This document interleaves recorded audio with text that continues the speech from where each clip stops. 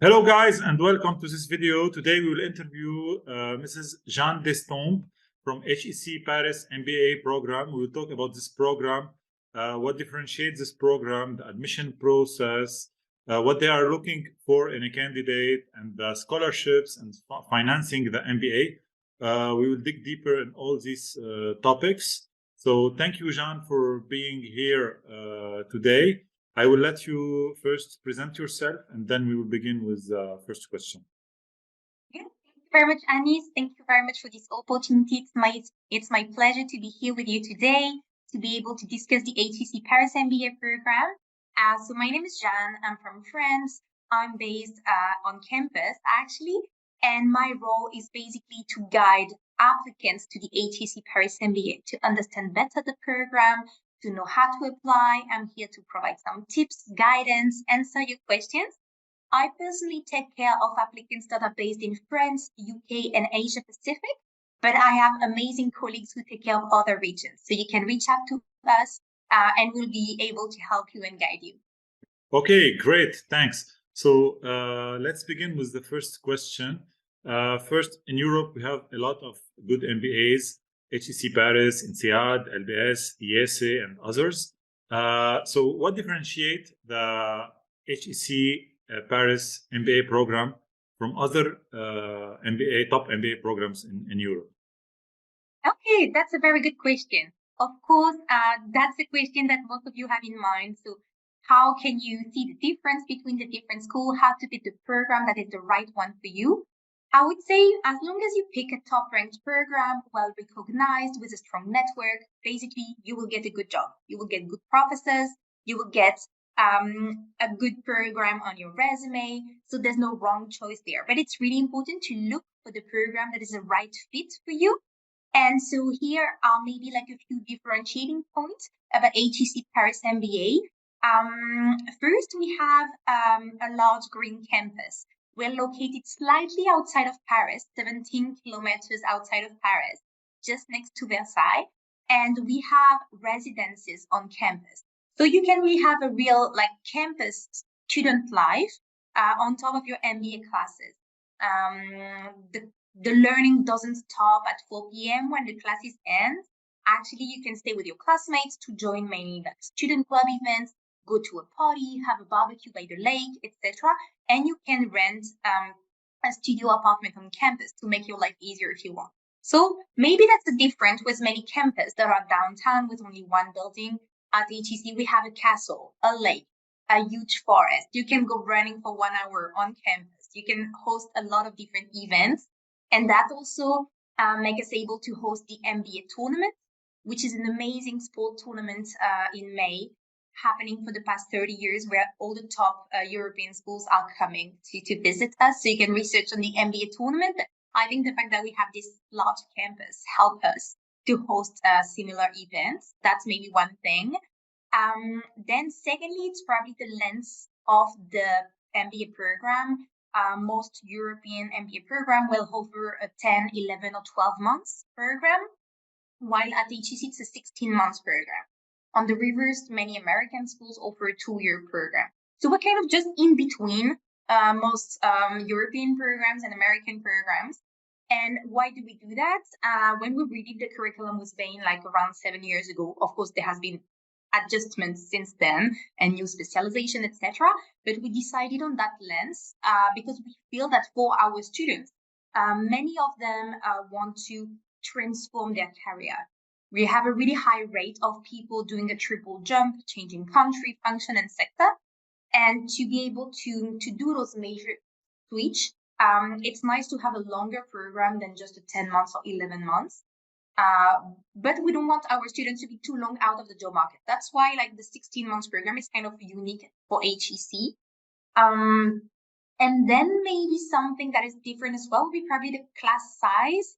At INSEAD, they have a really, really large class. For example, while at HEC, we welcome around 300 students every year. And you can start in September or January. And when you start, you're more in a group of 150.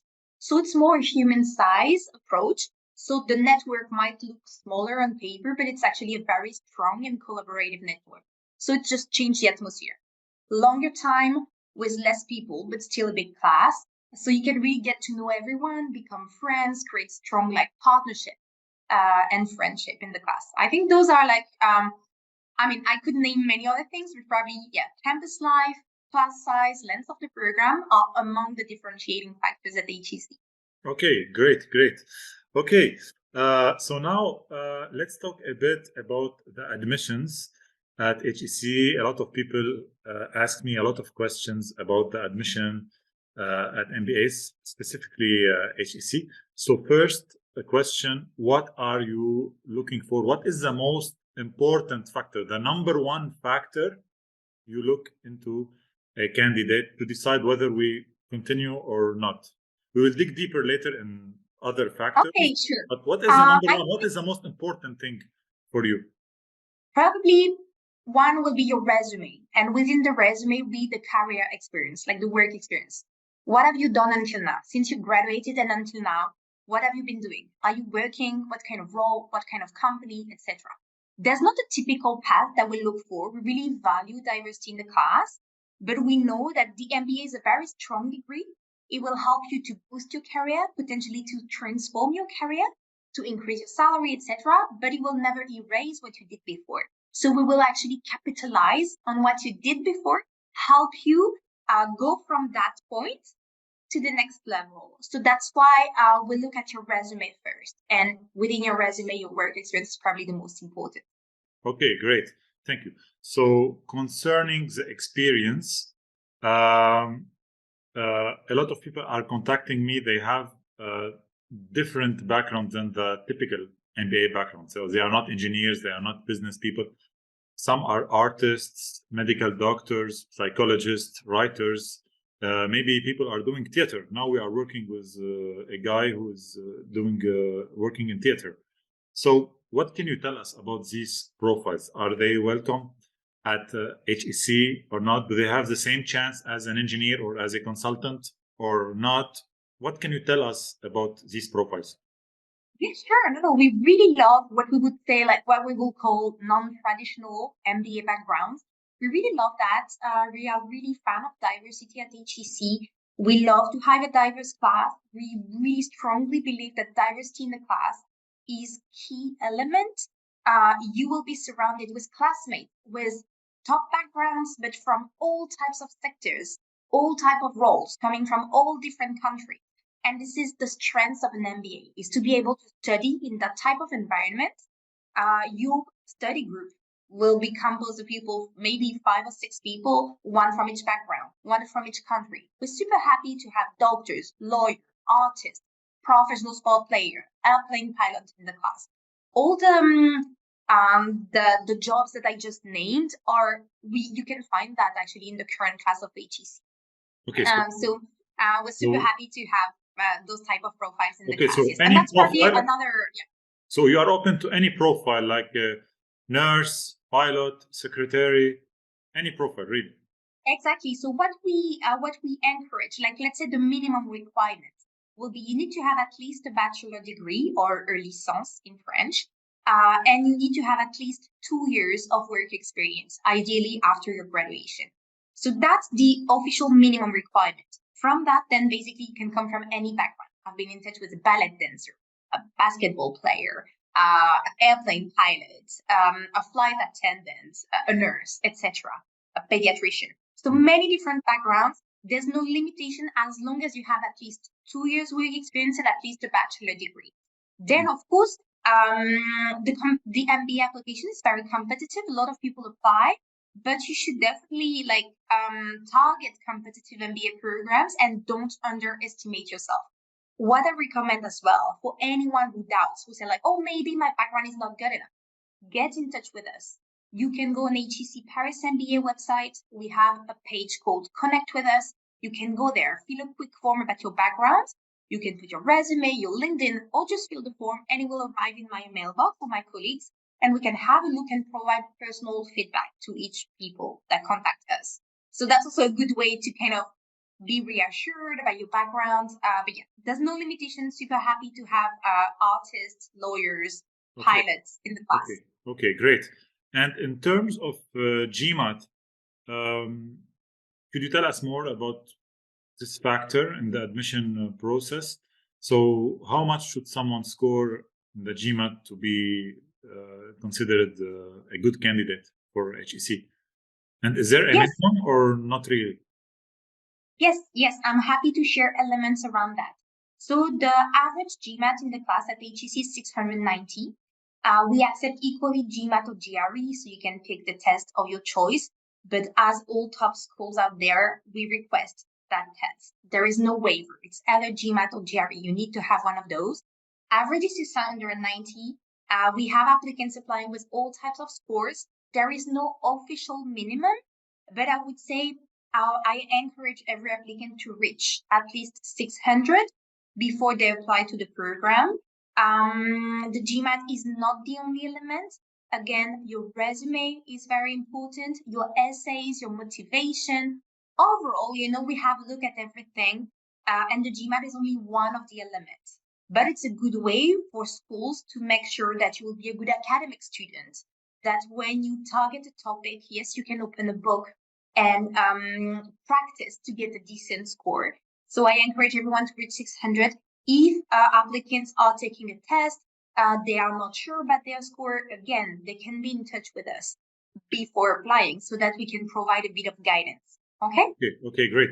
So, but concerning the GMAT, the required score of the GMAT depends on the nationality, the experience, the field of experience or not? Because let's suppose if we look at, for example, the world right now, we have, for example, I don't know, countries with a lot of, with big population like China and India. You have certainly a lot of applicants from these countries. And you have countries, I don't know, small countries, maybe you don't have applicants from these countries.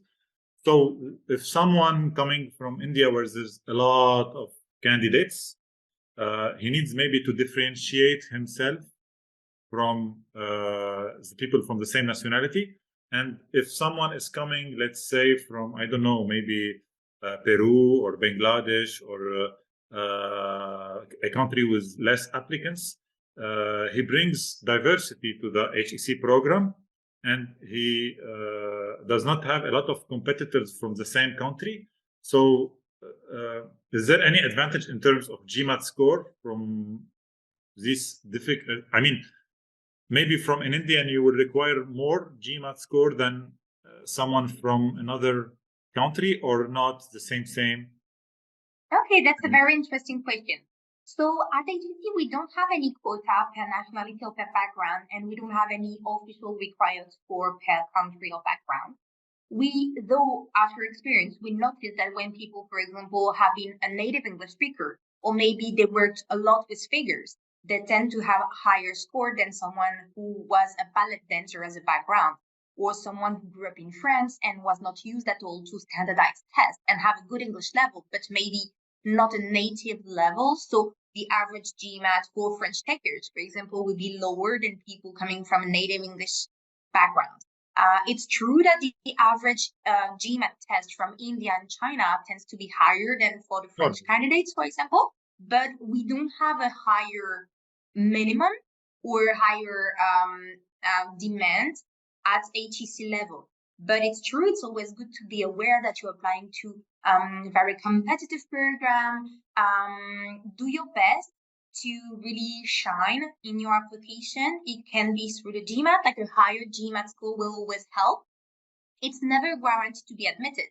I've seen applicants with a 760 GMAT who don't get in because the rest of the application was empty. And I've seen people with a 620 GMAT.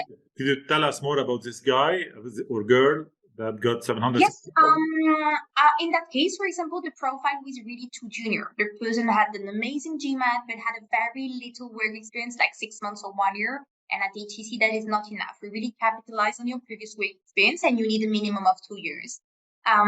We also, so there basically get a nice score if you can. The higher, the better somehow, but a really high score is not a guarantee to get in. And on the reverse, if you don't manage to get a really high score, you manage to get a 620, 630, you still have good chances to get in because it's not the only limit.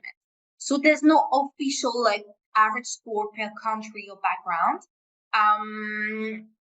But you take into consideration the native language. For example, if someone from the UK that could play a from role. the USA or from Australia, you're going to consider that he's fluent in English. And if someone living in France not going to score maybe the same score in the verbal section, so you take into consideration these factors. Like we do our best to be fair in Yes. the way we look at applicants, that's for sure. But it's true that if someone is a native English speaker, has a very high background with figures, statistics, finance, and has a very low score, I would encourage at least the applicant to write in an essay to explain a little bit about the score. Maybe he had very limited time to practice, or maybe there's other elements that he could highlight in his application to balance out the lower score.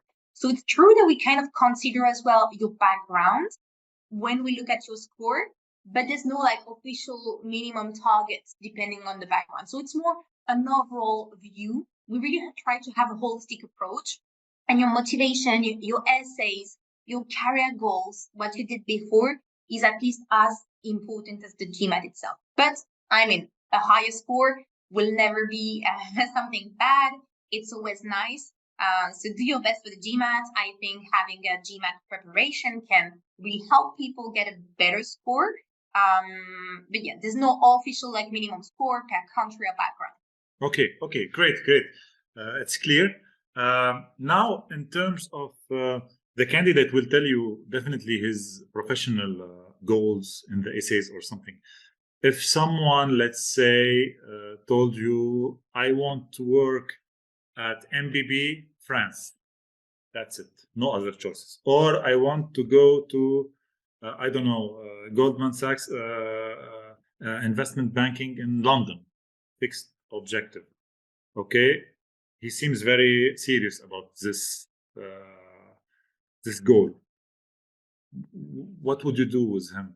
I mean, if you do an MBA, you should be more open to more opportunities. I mean, if someone is stubborn and I want MBB in France, no other choice. So, it's risky because MBB are 3 companies and he might not get them. What do you do in this situation? Yeah, sure. So first, I always try to be in touch with applicants before they actually apply, so I can discuss with them and guide them a bit better. And this is what I usually tell them when it comes to writing their post-MBA goals. I really encourage applicants to structure the essay. There's many ways to structure the post-MBA goals, but they could like divide in, for example, short-term goals and long-term goals, or they can go with plan A, plan B, plan C. They can discuss in terms of like location, function, sector. And traditionally, I kind of recommend them to avoid saying, okay, I only want McKinsey in Paris, that's it. I say, well, maybe if you have that in mind, probably a better way to phrase this would be, I want to do strategic consulting in Europe. Within Europe, ideally, I would love to relocate to France, but I'm aware that maybe speaking French would help. So I'm willing to learn French. I'm also willing to explore other locations within Europe. Among the potential company, maybe McKinsey would be a great fit, but there's also other options. I always recommend them to kind of stay open and even get ready for that, because we know that first, many students will change their mind on the way. During the MBA program, they meet so many companies, they meet so many great classmates, they just discover new jobs, new opportunities, new companies. They might also find out that during one of the career fairs, they meet with a really nice boutique consulting firm. And actually, the offer is just really nice. And maybe they would prefer that than McKinsey, actually. Or maybe they will realize by meeting employers that, okay, they really wanted to do MBA in Paris, but actually they can speak Arabic and they are offering amazing opportunities in the Middle East as well with great package. So maybe they could do that for 2 years and then do another job. So I always recommend applicants to stay open, but it's good to not be like you need to say something in your essays. So share what you have in mind. If the goal is really strict and important for you, share it with us, but maybe just remain a bit more open. And if you're looking for something that is very like a drastic change, maybe mention that, okay, I'm aware it's a really difficult move. I'm ready to either learn a language, network a lot. That's my plan in the MBA. I will join the consulting practice student club. I will meet up with companies. I will discuss that with my career coach. Just that they have to show that they are aware of the difficulties and what's their plan. But of course, we are used to help those drastic change. And we have like a great number of students going into strategy consulting every year, around 30%. And we are also having around 40% of the class who do a triple jump, changing everything. So we can help to do that. That's really, we are used to that. But it's always good in an application to show that, yes, okay, you are aware that it will be challenging and you're ready for those challenges. So that when the jury read that, they are reassured. Okay, he wants to do something challenging, but he's aware. So yes, we can help, but he's not like completely, in the stars dreaming. He's aware that yes, it will require a lot of efforts. Okay? Okay, great. And since we are talking about the essays, what is the most important element that someone should talk about in the essays, and what tips and tricks could you give us to people who are applying concerning the essays? Yes, sure. My first advice would be illustrate, share examples. Don't only share like words that you think we want to hear, but be genuine in your application, be honest, write the essays yourself and illustrate. We have your resume, which is 1 or up to 2 pages long, but in your resume, it's quite short. You don't have a lot of space to explain things, and maybe there's one line in your resume that means much more for you because there was a challenging project, or maybe you were here in a company at a difficult time, or maybe it's something that happened when you were a student that is very cool for you to share. So my first recommendation is take a pen and a paper, brainstorm about everything that was interesting about you, every challenge, every opportunity, every cool things you did, and use those examples in the essays to illustrate and share more who you are and diversify the examples. Yes, your career is very important, but we want to know what do you do on your free time? What are your hobbies? If you have any personal elements, it could be in your family, it could be, whatever personal elements is important for you, examples of projects, etc. You can also share. So to illustrate all of that.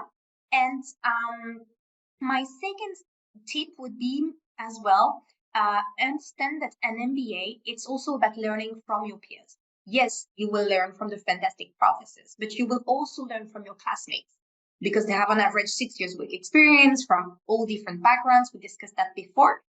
So it's good in your essays to also show what will be your potential contribution to HEC class. How will you contribute to the class? You will learn a lot from your classmates. And you, what can you bring? You can bring your knowledge about the region you worked in or where you grew up. You could bring your knowledge if you worked in an SME versus a big group. You can bring your industry knowledge. There's plenty of things you can bring, but make sure to highlight that so that then basically when we read your application, we're like, okay, wow, that's cool. Like he will be a great addition to the class. His classmates will learn a lot from him or her. Okay, great, very clear. And concerning the age, also a lot of people asking me, I am 32 years old, I am too old for an MBA. So tell us more about the age. The minimum age is maybe 25 or 24. It depends on the experience, bachelor degree plus 2 years. So this is clear, maybe 23, 24, this is the minimum. The maximum age, what can you tell us? Sure, very happy to share that. So at HEC, the average age in the class is 30, 31 years old. Some years will be 29, 30 years old, but always around 30 years old for the average. In terms of length of work experience, the average is 6-7 years at HEC. Very happy to have people from 2 years work experience as we discussed. In terms of maximum, there's no official maximum, but I would say usually I recommend applicants to join the program by the time they turn 37 years old. So I'm happy to receive application of people that are up to 36, 37 years old. I sometimes have applications of people that are 38, 39. They will be a minority in the class, but they can sometimes still get in because, again, we value more the background, what they can bring to the class, how can help them boost their career. But remember that we have also a great executive MBA program at HEC where the minimum work experience is 10 years with 3 managerial years of work experience. 3 managerial years. So traditionally, people that are from 38, 39 and above will be a better fit for the executive MBA. That is a part-time program. Okay.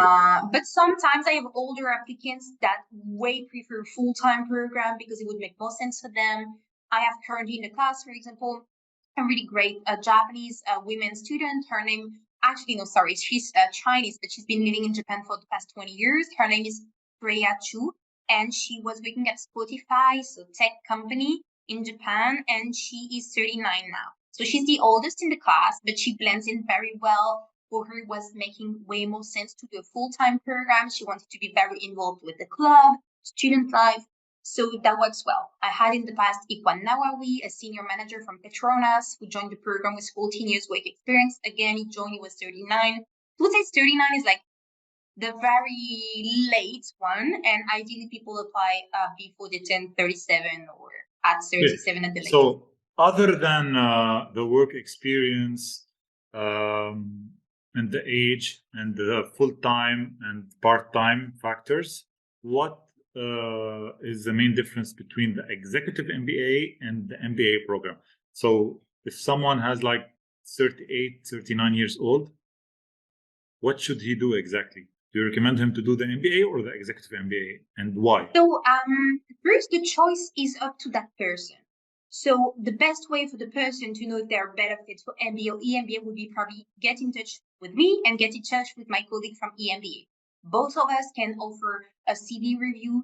Both of us can offer a Zoom call to discuss. We have campus visits and webinars for both programs. So I think the person should kind of get access for information for both programs and see what would be best for them. Then you highlighted already the main differences. Main differences is like age. Let's say below 38, you're more like MBA. Above 38, you're more EMBA. And work experience, of course. Then do you want to take a break in your career, have a full time available to invest in a program, network, join student clubs, do activities? Then MBA is better fit for you. Or do you just want to go to class a few weeks here and there, a few days here and there, because you really want to stay in your company, in your job, and you have limited time to commit to a program? Then executive MBA could be a better fit for you. Then, so it really depends also what is your career goals. Let's say you will be able usually to do a stronger full transformation with the MBA rather than executive MBA would be more, you're already an established manager. You want to go back to class after like 20 years out of class, and you want to update your soft skills and learn like hard skills, of course, but there's maybe the focus to completely transform your career is less strong in executive MBA, because usually you are already in your job, you will probably stay there, but you want to become a better manager. While the regular full-time MBA, there's probably like bigger diversity in the class in terms of backgrounds and stronger options for completely transforming your career. Though, again, you don't need to completely transform your career. You can do the MBA to have a better network, to boost your career, to increase your salary. So, again, the best is that the candidate does the choice. They get in touch with both programs, watch webinars, and do their own choice. We also have the same admission jury for both programs. So it can happen from time to time that a student apply to one of the program and they're actually a way better fit for the other program, and we can have that chat with them. Same, by the way, for the career goals. When you mentioned the example about like McKinsey in Paris, if we see that someone has a very strict career goal and doesn't seem open to anything else, we are sometimes before admission having a chat with them to say, okay, well, actually, we will do our best to help you do that, but we cannot guarantee this. What do you think? Do you have any other plans in mind? Like, we always open for discussion before application, but also during the application process. Okay, great. Okay, last question about the admissions. Concerning the acceptance rate at HEC Paris, what can you tell us about the acceptance rate? Is it difficult? If you can give us a percentage, if you know it, tell us more about this topic. Yes, sure. I'm very happy to share more information about that. I think that the HEC Paris is one of the most competitive MBA out there to get in. First, because we have lots of applications, but also because we have limited spots. We take on average 300 students every year, split into intake.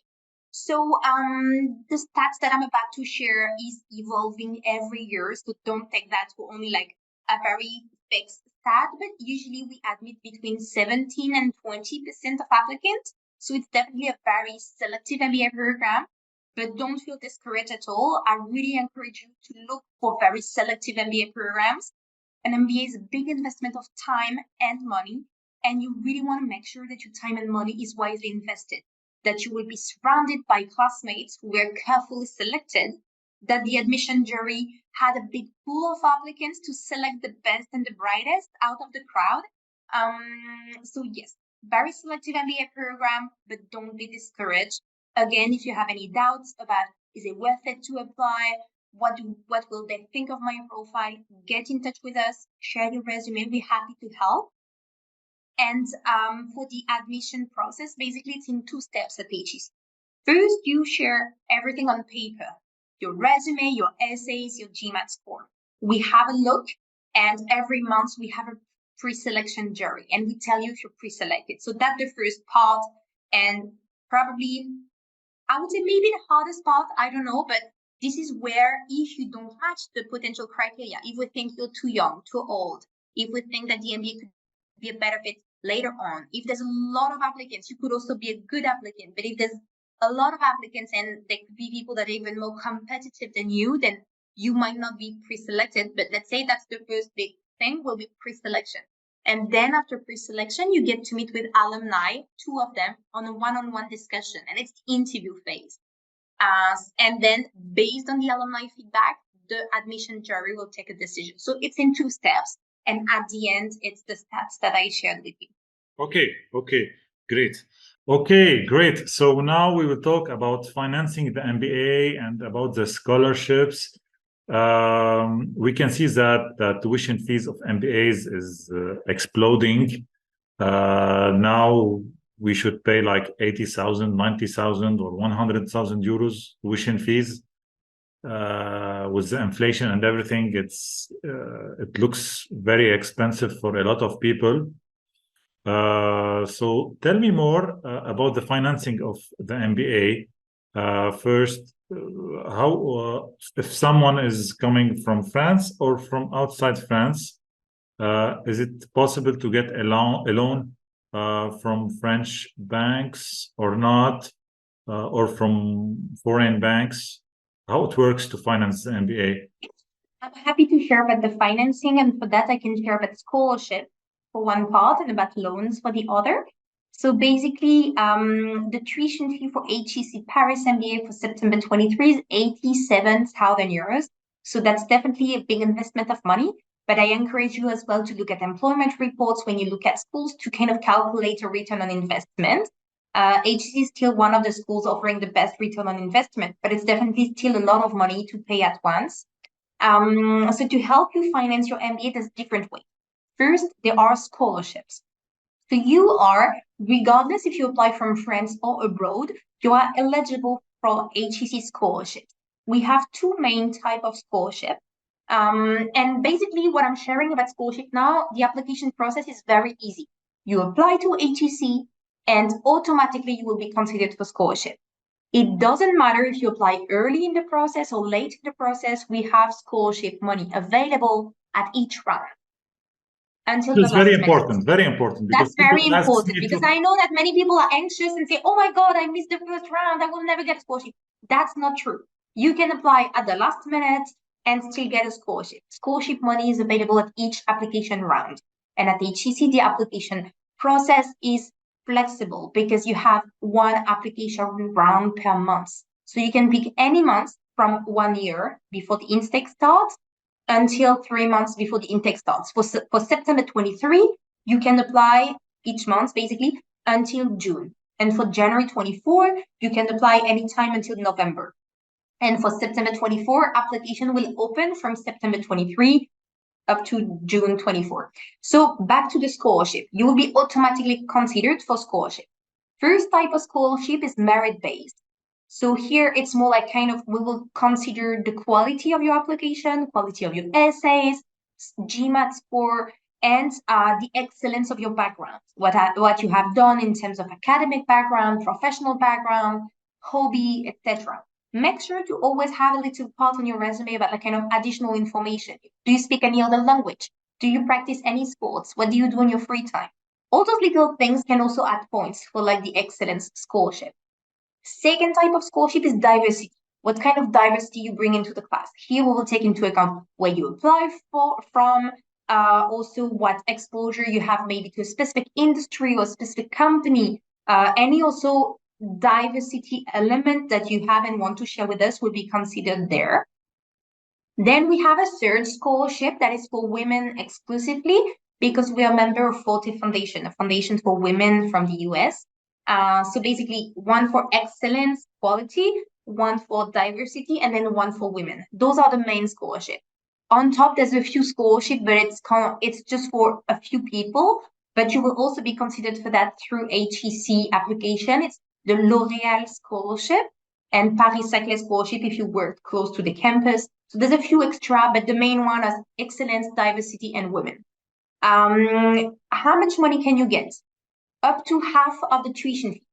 Actually, the tuition fee is currently it's 87,000 euros, and scholarship can be actually up to 45K. Many different levels between 10K and 45K. How many people get a scholarship? Around 35% get a scholarship, so that's quite a lot, and an amount between 10 and 45K. When we look at women exclusively, 60% will get a scholarship thanks to the Forte scholarship that is coming on top. So that's for the scholarship. Just one question before yes. talking about the loans. So to get the maximum scholarship, 45,000, could you give us a profile that could get this 45,000? What profile? Yes. Give us an example. It's a bit hard to say like that, but let's say there would be someone that had a nice career background, like that had career evolution, that have been working for a few years with a nice high-level job, someone who got a good GMAT, probably 700 or more, someone who probably have a nice international exposure as well, probably studied or worked abroad maybe, and then or someone that has also that kind of diversity elements from their profile. But again, diversity could be in so many different ways that actually each of you can have some diverse elements to bring, but that's your role in the application essays to highlight what kind of diversity elements can you bring to the class, and to highlight also your career background, if you had any career progression, if you had any specific responsibilities within your company. So there's not a typical profile. I've seen business background, engineer background, non-traditional background getting the highest amount. So there's no like typical path to get the highest scholarship. Okay, great. So I'll let you continue more about financing. So now maybe I can talk a little bit about the loan. So basically, when you want to finance an MBA, first apply to the scholarship at the HEC. And then depending which country you come from, which company, you can always have a chat with your HR department or your government to see if there's any like local scholarship that you can get from company or country. For the loan, if you're based in France or have any link to France, you can get a loan from a French bank. So traditionally, Société Générale, BNP, LCL, and others offer great loans for HEC students. They offer you a loan without a guarantor, or you need someone to... So it depends. It depends if you are French or not, if you have been located in France or not. If you are French working in France. So this you will need to discuss with your bank because the conditions evolve all the time. But usually when you have a great job in France, etc., you don't always need a guarantor. But the guarantor will be asked if you have no links with France. I have like non-French people that were not in France. But if they have a French guarantor, then they can also get a loan from a French bank. But these conditions evolve all the time, and it's really for you to discuss with the banks. If you want contacts of the banks, you can go on the HEC Paris MBA website. We have a page with all the contacts of the banks, so you can directly be in touch. Usually for people that are not French, not based in France, no links with France yet, the best way, they either go with your local bank or the specific MBA loans institution. I will name two, Prodigy Finance and LendingWise. Again, Prodigy Finance, LendingWise, you can find the contacts on our website. So it's better get in touch with both of them, get in touch with French banks, get in touch with your local bank, and see like who offer you the best. Some students also kind of combine different opportunities.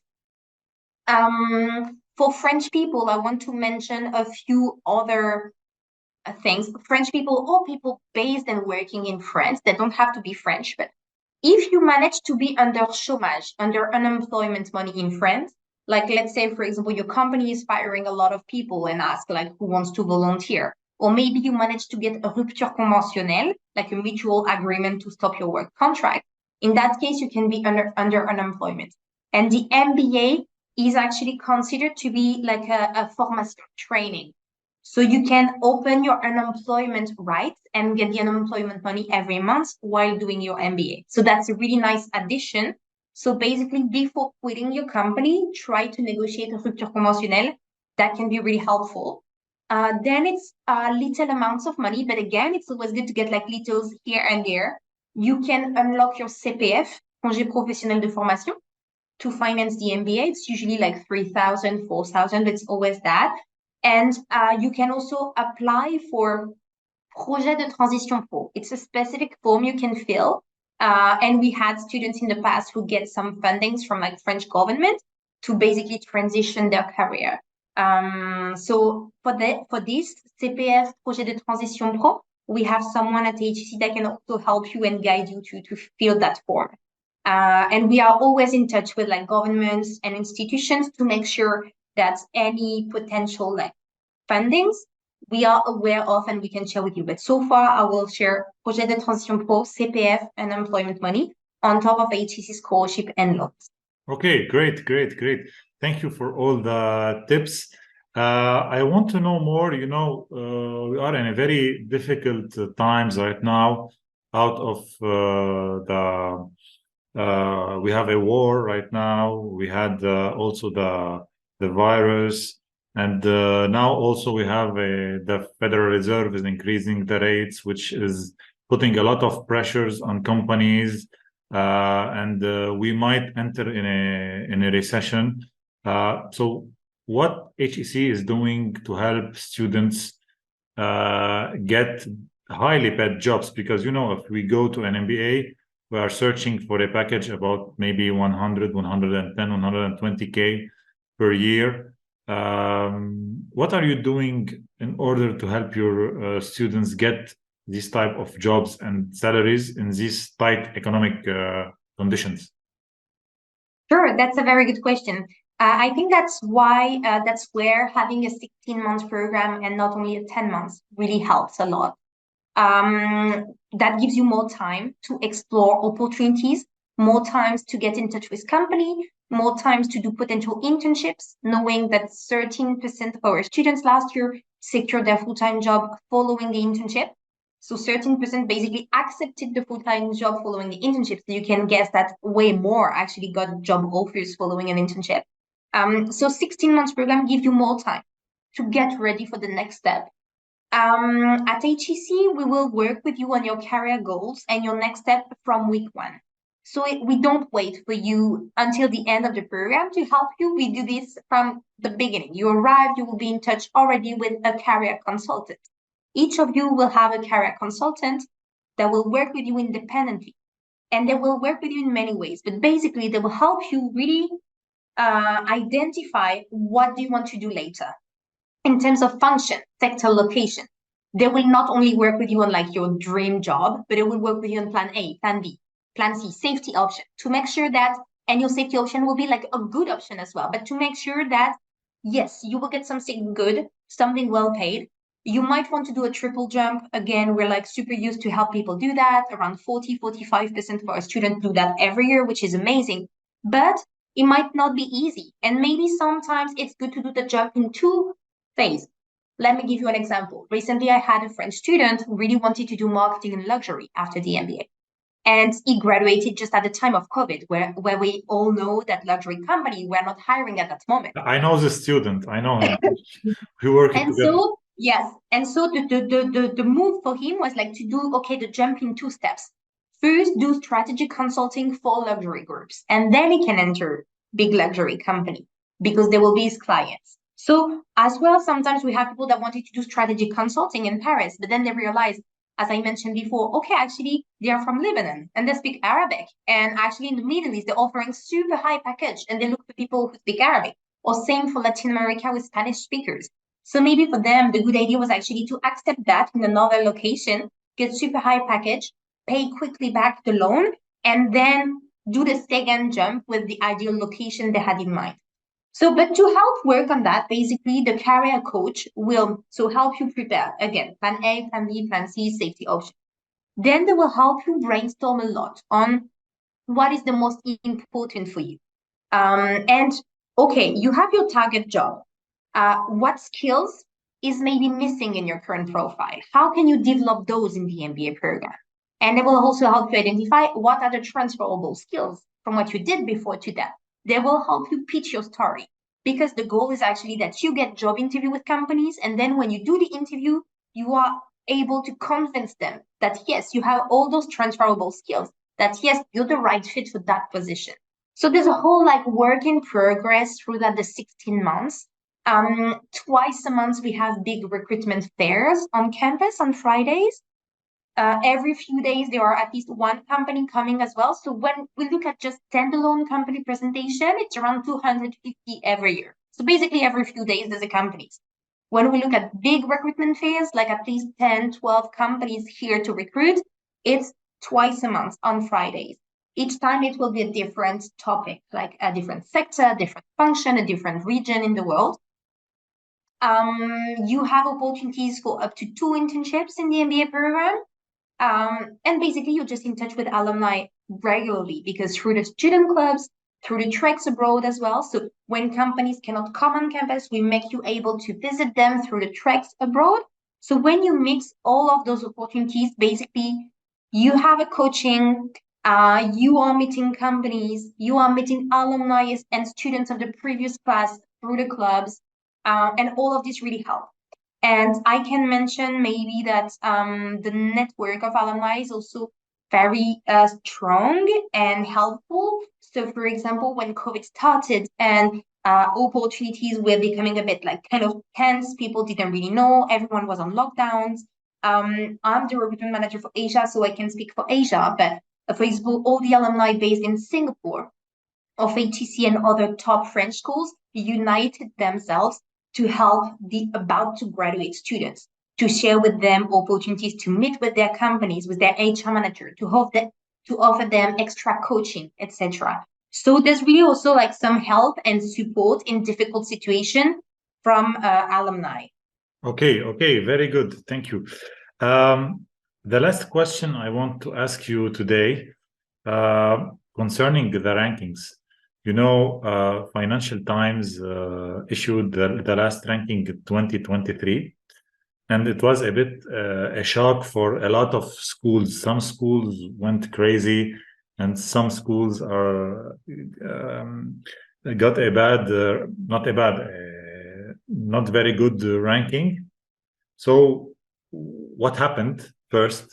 So, what happened to the rankings, and what you are doing in order to improve your ranking, taking into consideration that the factors are changing every time. So you need to be always updated in order to get a good ranking. So explain to us everything related to rankings.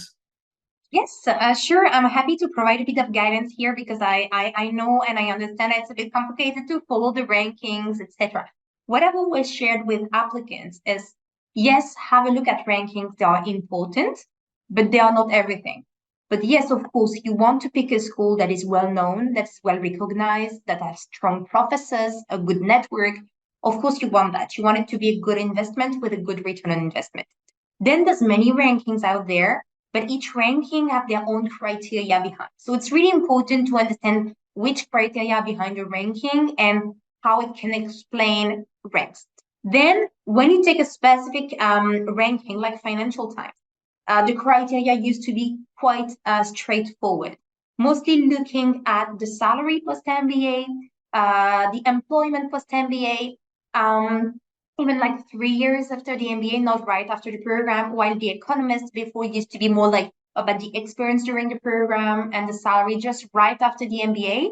And this year, the criteria changed a lot. The most important criteria became, which is actually good, it's just very different from maybe what our MBA students are expecting.